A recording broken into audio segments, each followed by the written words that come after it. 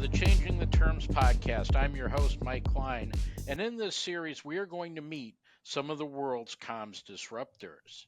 These are people working in and around the communication world who are really changing the game, challenging old assumptions, acting on new ideas, and demonstrating a willingness to share those ideas with people around the world.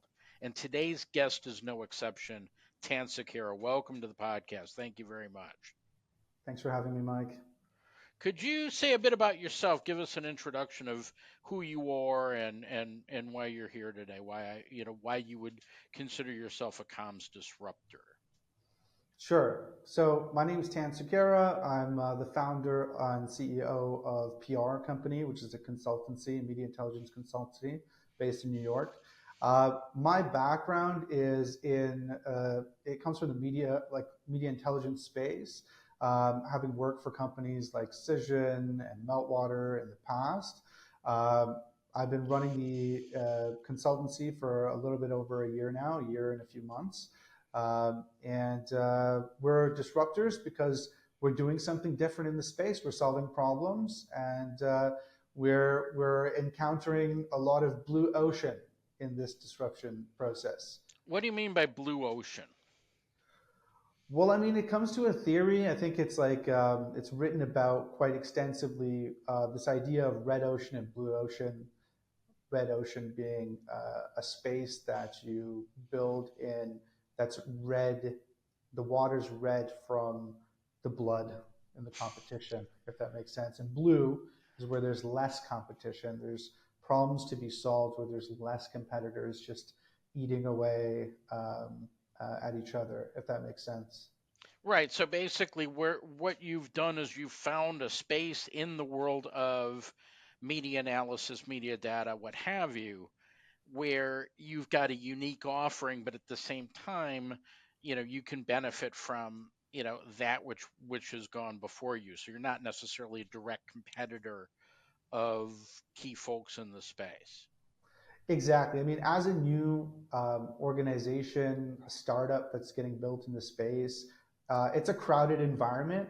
But I think that when we speak with our customers and we really listen closely and we understand like where their problems are, despite being so overserviced in all these nooks and crannies of the business operation, I think like that's where we end up getting in tune with what are the white spaces to explore and come up with a solution for that. And I think that's where the disruption comes into play.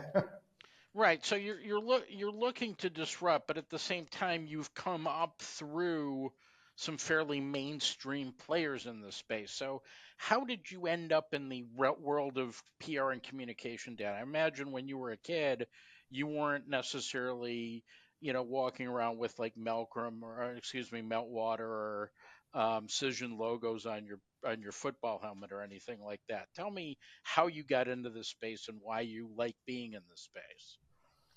Great question. So I'm working on my seventh year in the media intelligence space. I like worked across three continents, and I it started for me personally when I used to be in South Africa in the African context, and I actually like was fortunate enough that I've had like a pretty awesome journey. You know, like 8 years abroad as a Canadian living in different countries.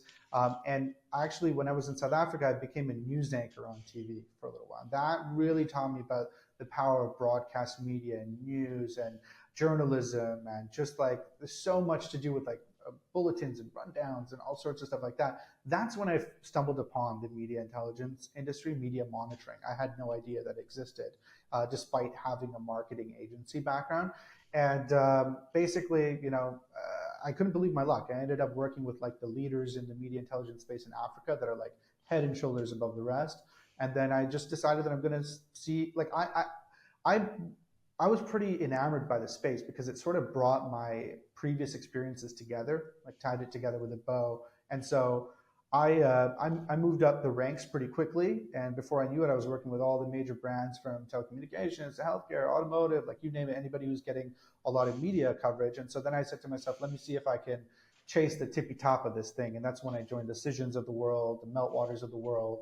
I've been surrounded by data, data about my customers and what matters to them, like reputation and competition. But early on in the journey, I was lucky enough to learn how like the sausage was made. In other words, like what are the steps of working with the data and being able to go beyond what's in like dashboards and ending up in an entirely different airspace. I'll give you a quick example. I did a research project recently for a major food technology company that's leading this bio manufacturing revolution in the States. They're being banned in a few states due to the influence of some powerful lobbies and interests. Um, but using PR and comms data, we were able to learn so much more like about these pro-ban individuals who we call detractors on a deep and human level. So we were able to make recommendations on which narrative levers found in culture would come in handy when crafting messages to move the needle from like pro-ban to neutral. It's like very Is fascinating this is stuff. this about lab grown meat? That's right. Oh Yes. wow, that's a hell of an issue. That's a hell of an issue. I mean, I'm a you know, I can definitely see the benefits. I'm a big fan for what it's worth, and so when you mentioned this, I realized, hey, they must be talking about the whole lab grown meat conference. I mean, it's also this huge culture war battle that doesn't need to be one, but some people have decided to make it one. So I can totally see the value of data analysis and figuring out what's going on behind the surface and how do you actually find the levers to move things in the right direction. Um, what do you see as the three biggest misconceptions about PR and communication data? So the number one misconception I'm finding these days, which is actually really fascinating, is particularly in the B2B PR and comm space. There's this misconception that PR and comms doesn't directly link to sales. I can say that's a huge misconception. The data to prove the direct connection actually sits in disconnected systems and silos within the organization, but it does exist, and that's good news for PR and comms folks that are in house. I'd say another misconception is like this idea of accountability without access. So, to use the same example of like connecting comms efforts to sales, leadership often asks for an impact on things like the bottom line or sales, but surprisingly, the PR and comms team has no access to things like Salesforce data or web traffic data, marketing, advertising data. And it's a huge misconception that actually this PR and comms data should live within isolation from other business performance data. So, is the issue of access is a really interesting issue, and it ties into perhaps some cultural issues that exist in organizations. Is the lack of access because the people who have the data don't want to have it exposed to other functions? Or is it because PR and comms people don't know how to ask the right questions that can give them the access to data that already exists? I think that's a good question. It's kind of a chicken or the egg situation. What I'm finding is that every organization is unique. Particularly in B2B space, we're finding there is like these siloed situations where there's almost like a battle that's being waged. As much as we call these like teams integrated marketing communication, we are finding that there's these B2B in the B2B space, there's marketing teams that have their own data, PR and comms teams that have their own data, and they're trying to help each other out. But there's certainly um, there's certainly is it's important to break down those silos, and they almost exist everywhere we're looking right now. So it sounds like, and this is a bit of a tangent over what we've discussed previously, that there's actually a role within organizations. It doesn't necessarily need to be a full-time job for somebody, but somebody needs to own this data integration space. Yeah. And somebody needs to, if comms is going to do it, is there a space for somebody like you who can actually upskill comms leaders so that they can take ownership of this piece? And if so, if you think that's an option, where could you see that heading? I think there's like this culture, to your point, Mike, about like there's an organizational cultural thing that's going on in North America. There's this idea of like do it yourself. Everything's DIY culture these days here.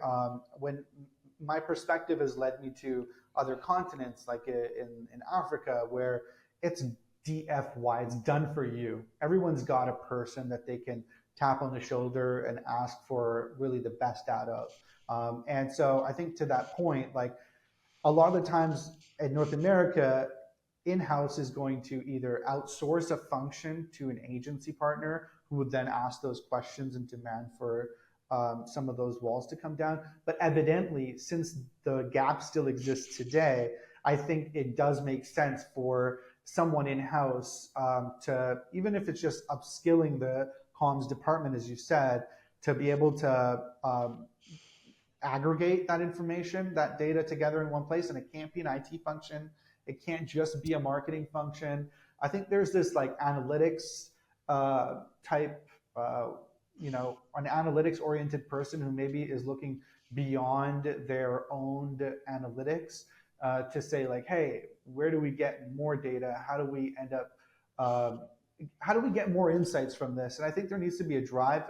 At the moment, we're seeing the question is coming from leadership directly to the comms team and saying, hey, we want to see you do a better job of connecting the dots between your efforts that you're making and ROI or sales. All We're right, seeing that as a direct ask. so basically what I'm seeing here is that there's actually a huge area of opportunity for communication leaders, particularly heads of comms or specialists who they designate, to drive something around data governance, which can then drive some accountability around the centralization and the common analysis of data that's currently hanging out in different systems and different platforms, and perhaps even with different vendors that people work with. Yeah, I think So, that's a kind of a good data summation. czar type role. Yeah, and I think like some orgs are really sophisticated when it comes to that. Yet the PR and comms team or the integrated marketing communications team still has a lot of gaps and blind spots. So I think yeah, it's something that's new that maybe it has to have the right. I think one thing is to have the people in place, and another thing is to like be asking the right questions of the data so that it has value. The role has value. Do you get what I mean? No, definitely, definitely. So I want to go back to the meltwaters incisions for a second. Okay. There are a number of big players in the PR and communication data space. What do you think they've done well that's given them their strong positions in the market? Well, I mean, I think when it comes to the data providers, look, I'll be honest with you, Mike, I have an agnostic perspective on data because of the fact that I've had experience working for, let's say, the leading organizations. I find that everything is actually commoditized from a data perspective.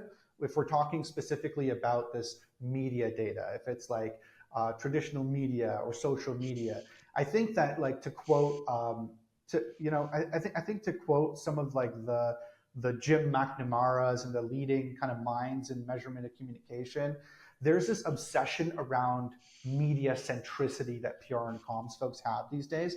And I think that like it's important to break free of that. And I think what's happening is agencies are getting it right. I think agencies that are data centric, who embrace AI and embrace emerging technologies, are kind of the shining light right now. And sure, there's your pioneering orgs like Burson, Hill and Knowlton, Golan, Ketchum, Edelman, these sort of orgs, but there's smaller orgs as well who've managed to cast a pretty large shadow due to leveraging their activities with things like force multipliers, technology, AI, ML. And so they put a ton of resources into like edutainment, and I think that meets the needs of like a changing buyer profile at larger orgs. So what's happening is the in-house team is getting younger and they're getting more integrated within the marketing communications function. So the people who cater to that, I think, are going to share similar successes.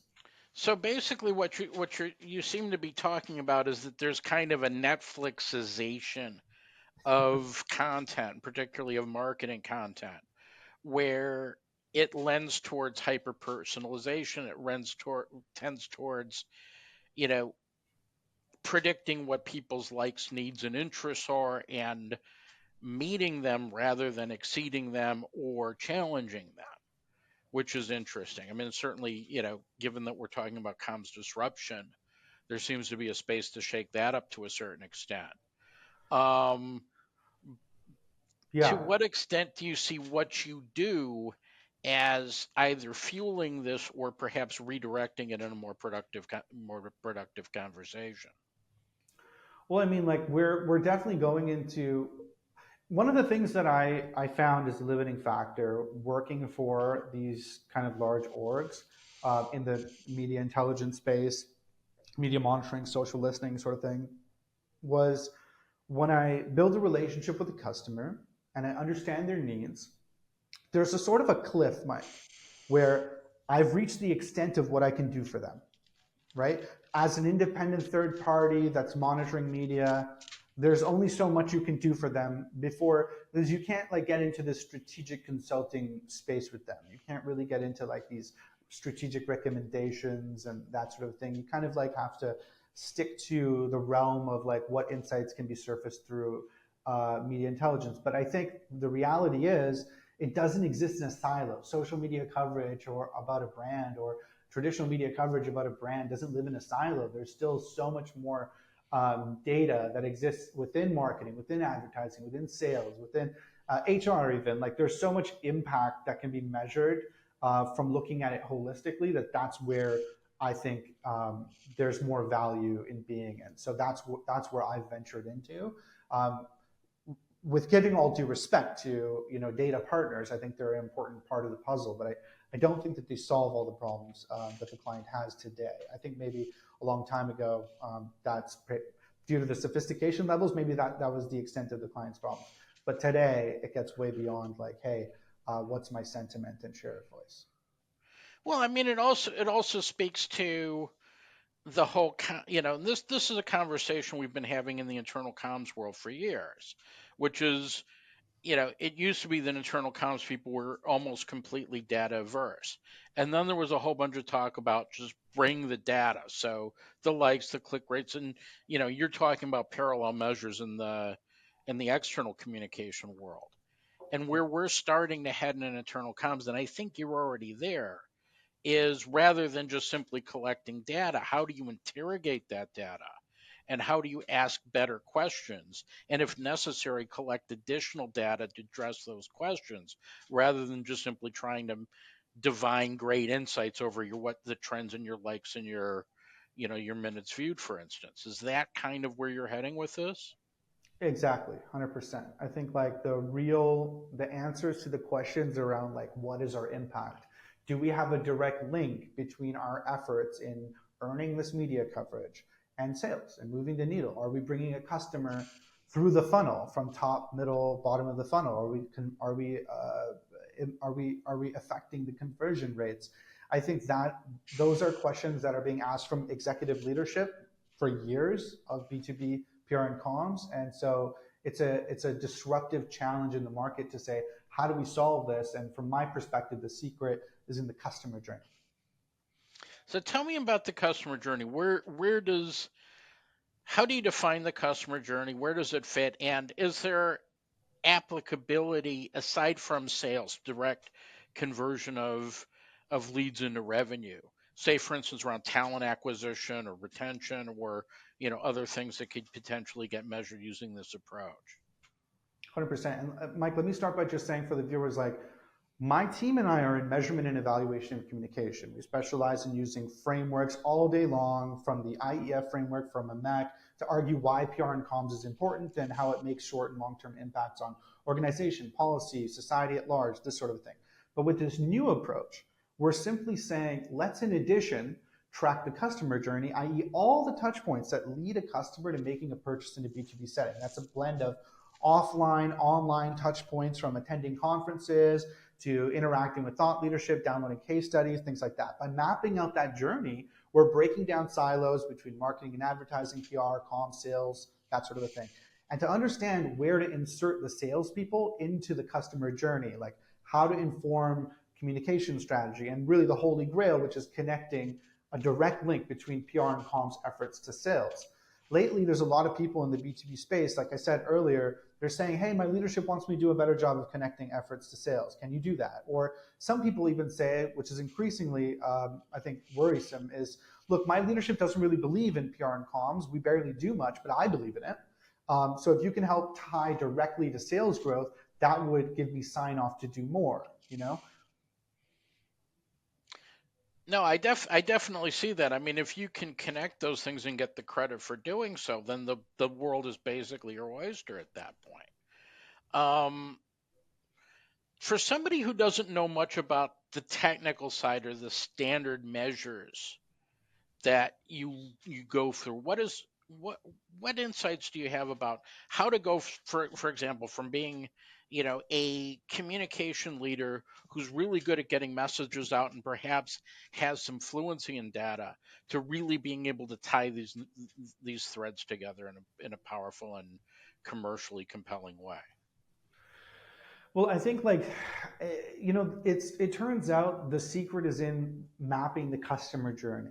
Okay, so basically what's happened is instead of taking just an approach, shining a spotlight specifically on PR and comms or external internal comms, you shine the spotlight on the entire section of the organization, right? Saying we're tracking a customer through all these different touch points into the funnel, top of the funnel, middle funnel, bottom of the funnel, down to conversion.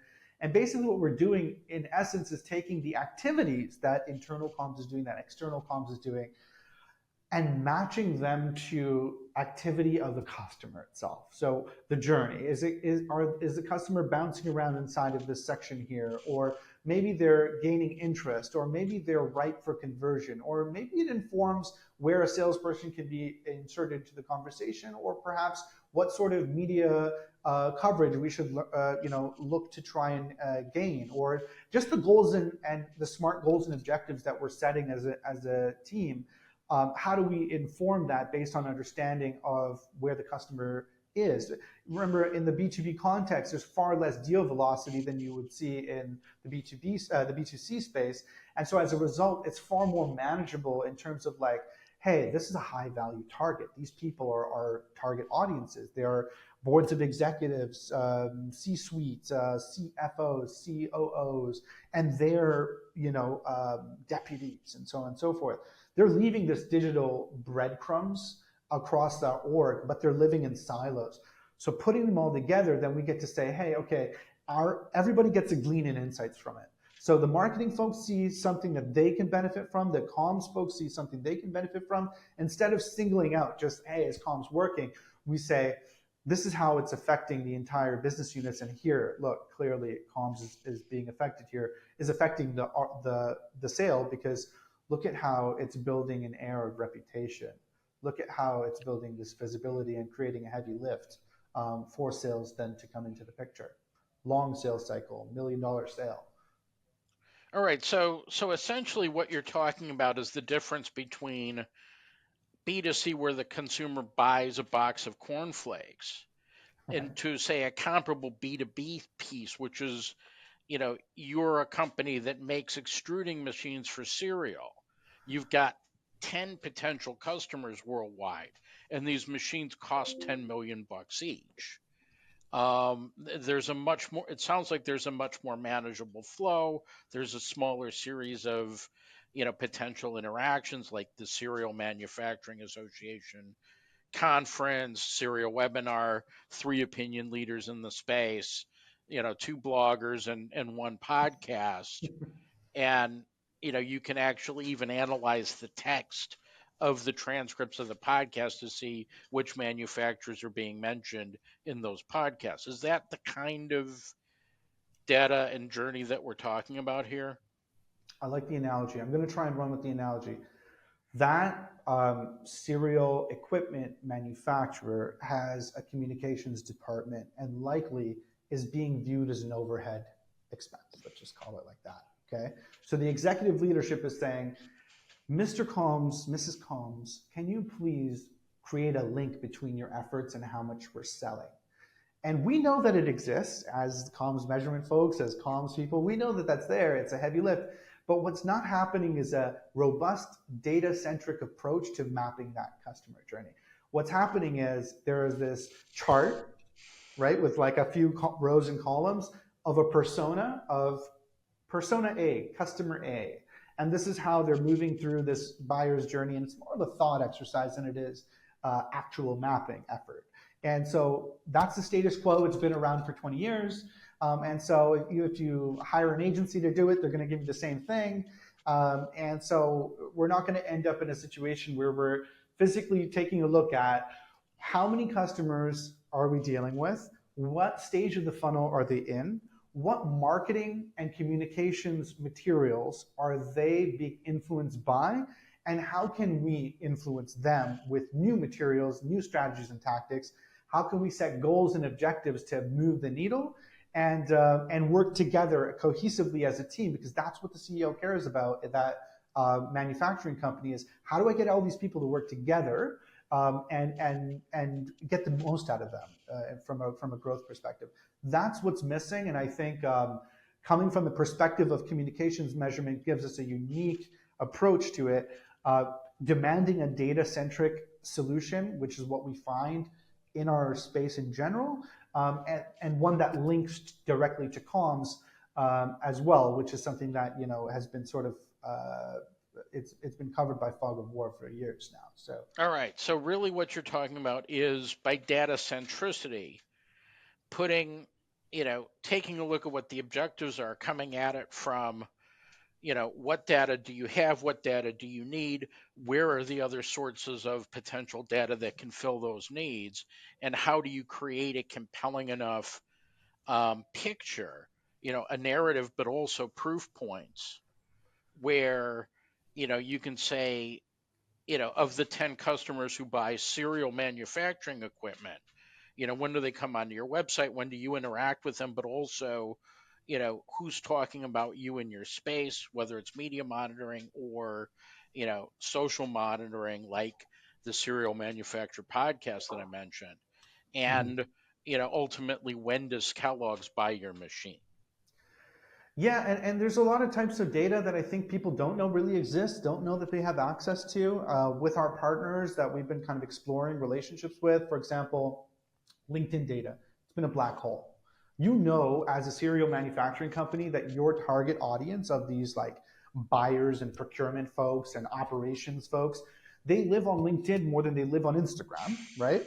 But you don't have any access to their data because it's been like restricted by third-party APIs, and all your big box kind of media monitoring and social listening firms don't have access to it. So like your Meltwaters and brand watches and that sort of thing. So we actually are able to source it. There are small players that are doing hectic stuff in the AI space right now that are able to actually find, you know, thought leadership conversation that exists in the serial manufacturing space. We can measure how big the conversation is, how much of the conversation do we own, and set goals and objectives to say how do we move the needle on that. Layer that on top of marketing signals, and layer that on top of, without getting into the weeds too much, layer that on top of offline touch points and any other digital breadcrumbs, from downloading of thought leadership pieces to attending conferences to talking with a salesperson to interacting, being in the CRM. That all these things can provide a very rich and holistic picture of where your customer is in the journey and how they move up and down in the funnel. That is not existing right now in the B2B space at the moment. You mentioned LinkedIn and companies that are able to leverage the data. I just want to check something because I'm somebody who plays fairly heavily in the LinkedIn space with the We Lead Comms network, which is, pretty much I've gone all in on created a community on LinkedIn. Fantastic Um, work, by the way. Thank you very Excellent. much, and I just hope to God they don't do an Elon Musk and blow the whole thing up from the inside. Um, but it sounds like there's kind of two types of LinkedIn data. There's the list management stuff, which is very difficult to get your hands on. But then there's the stuff that they actually publish, which makes its way into AI, it makes its way into Google.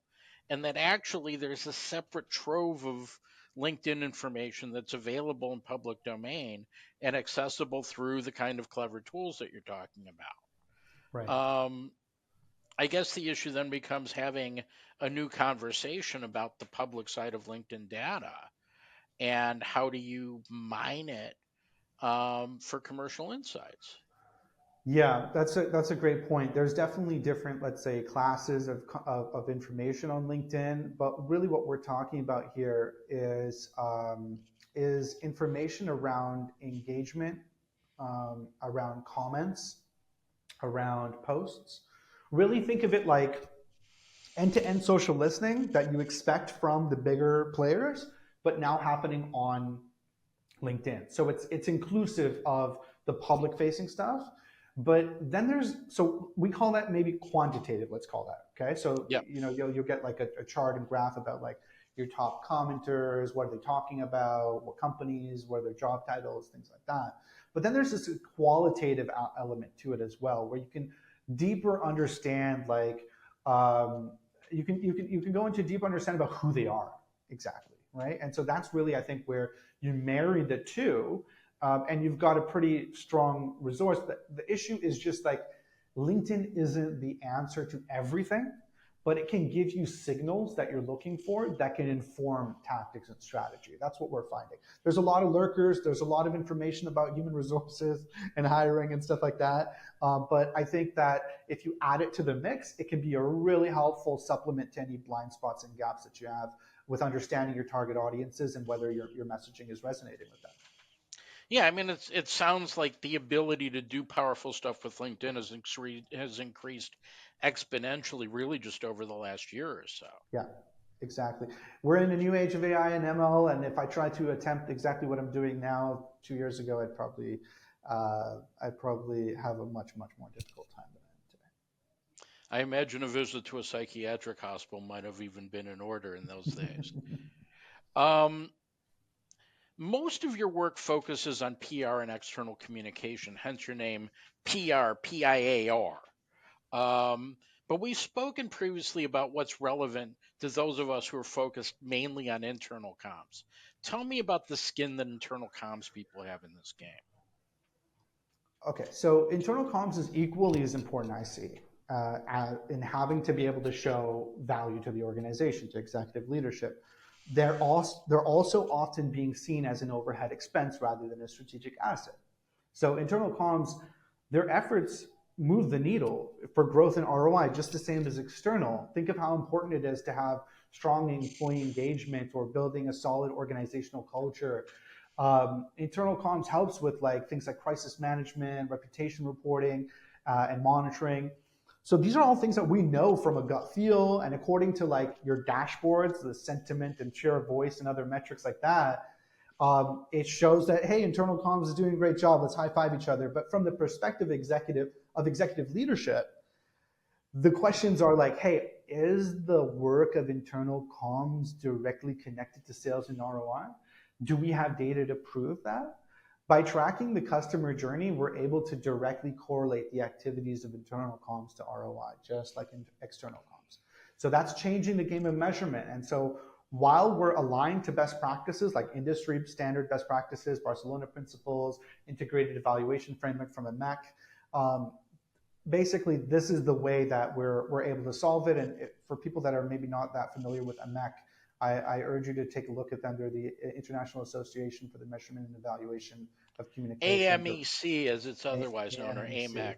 Shout out to Um, AMEC. Excellent, excellent. A lot of my friends are big AMEC people. And I guess there's kind of an implicit piece in what you're talking about, which is around employee advocacy, Mhm. because you can definitely see certain employee advocacy interventions or events that intersect with the customer journey. So, particularly if you are a player in the employee advocacy space, Yeah. whether you're a platform or whether you're a company that's active heavily in this, your approach to integrating measurement and data could actually provide some rocket fuel for their business case. Yeah, and also just to add quickly, the employee advocacy, I think, connecting effort to sales is one thing, but for me, employee advocacy is also very attractive from an ROI perspective because there's countless situations where we find that employee advocacy, according to the data, if you line it up with HR data and you say, hey, look, this is previously the cost of hiring, and all of a sudden the cost of hiring the right people, the best people for the organization, maybe goes down. You're saving money.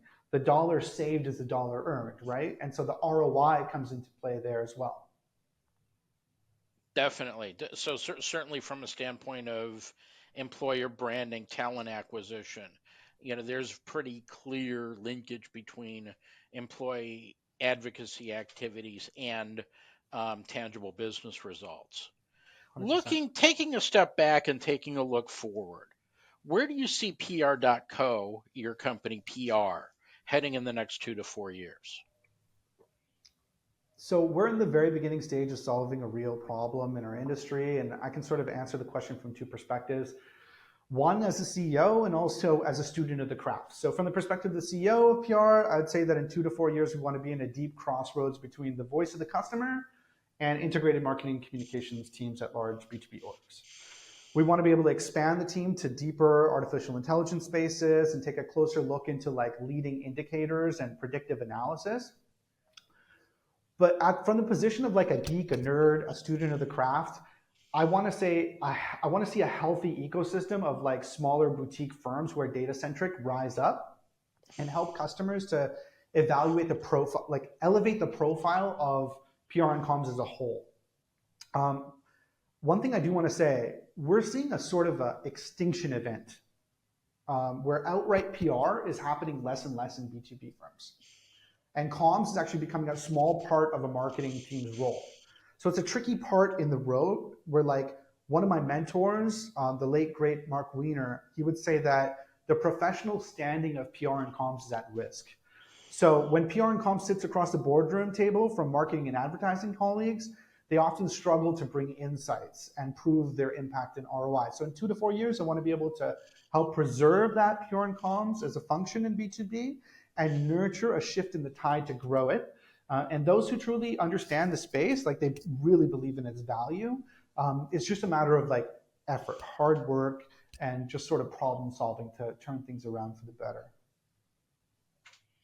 No, that sounds really interesting. That basically we're kind of in an inflection point right now, Yeah, where if this, for lack of a better term, the current predictable future is that PR will be seen as less and less relevant, and the skills, the discipline, the art as well as the science could be potentially lost to a lot of organizations because PR doesn't really, they have a seat at the table, but they can't do what's required to maintain it, which is to be able to participate in these business conversations with hard data to justify their position, or to more precisely to demonstrate their impact and their contribution. And so I totally see that what your contribution involves is not just simply around taking the data and making it easy to present, but really creating data as a lifeline for a lot of players in the space in which we operate, not only to continue their roles, but to revolutionize them. Does exactly. that sum it up? That sums it up beautifully, beautifully, Mike. There's like a type of phobia. There's a data phobia in PR and comms. I think it has to do with like how it came up. You know, a lot of people aren't formally trained in it, and they moved in from like journalism roles or marketing roles or whatever it may be, and so here they are. And I think there's a fear of like, what's the data going to say? Is data going to say I'm not doing a great job? But I think that the reality of the situation is it's just a scale. You know, I always use this anecdote. Like if I have a goal and my goal is that I want to weigh, let's say 170 pounds, what's the first thing I need to do? Actually, the first thing I need to do is weigh myself now. Once I weigh myself now, I'll know, do I have to gain weight? Do I have to lose weight? What are the tactics? As opposed to defaulting to dieting or to eating, you got to figure out where Exactly. you are. That totally makes a ton of sense. Let me ask a question of you. I've been asking it to a number of people in this series. Um, a lot of people ask, what would you say to your younger self? What would you say to someone starting out? I think the biggest problem that we have in the field right now is that we've got a lot of excellent mid-career and senior folks who are finding themselves as a dead end at the moment. What could they do, particularly if they're, on the bench at the moment, to get themselves into the world that you're talking about, and perhaps give their careers a new lease on life? That's an excellent question. Look, I'm a big believer in like upskilling, training, workshops, even if it's just by way of networking. Maybe it's not even formal. Maybe you like network and meet people who make you think of your problems differently or think of your craft in a different way. I think whatever your capacity of learning more, it's got to be like a drive inside of you. And no matter how senior you are, and I think maybe the more senior you are, the more of an emphasis you'd have on it because of the changing nature of the game. I think upskilling and that sort of a thing is really, really critical.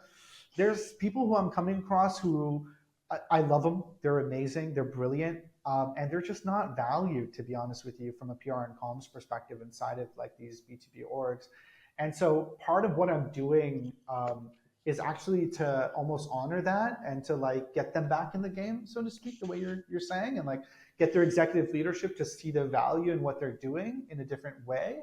But it kind of brings me back to this analogy of like water. Like the same bottle of water. It's like I don't know, like 80 cents at a convenience store, but it's like I don't know, $1.50 in a movie theater. It's like $4 on an airplane. It's the same bottle of water. It's the where you are that the value is really. And so I think I'd encourage you to just, if you're senior leadership, because there's a skills gap out there right now, and people need mentors to just evaluate where you are, and maybe be a little careful. Like maybe it makes sense to, instead of just sort of sit on the bench in an org with this great capability of uplifting or elevating the industry that you're part of, and not kind of sitting on the bench there, to look at maybe branching out and going to another organization where your skills are more appropriate and more valued.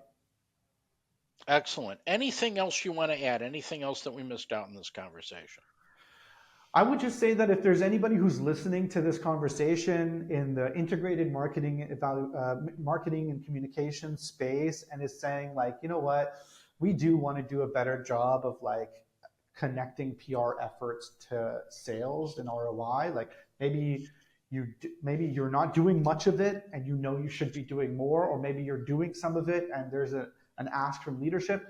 Even at this stage where we're doing a lot of work in the lab and really working on like making it a seamless experience, I would encourage you to reach out so we can talk a little bit about what options are available to you, and that you're not alone. There's people out there trying to help. So Sounds like a great point to end on. That's Tan Sukhera, PR.co, Comms Disruptor. This is Mike Klein with the Changing the Terms podcast with yet another episode of the Comms Disruptors. Thank you very much for your time, Tan, and I hope that you get a great response to what you're offering, because certainly it's disruptive and powerful. thank you, Mike.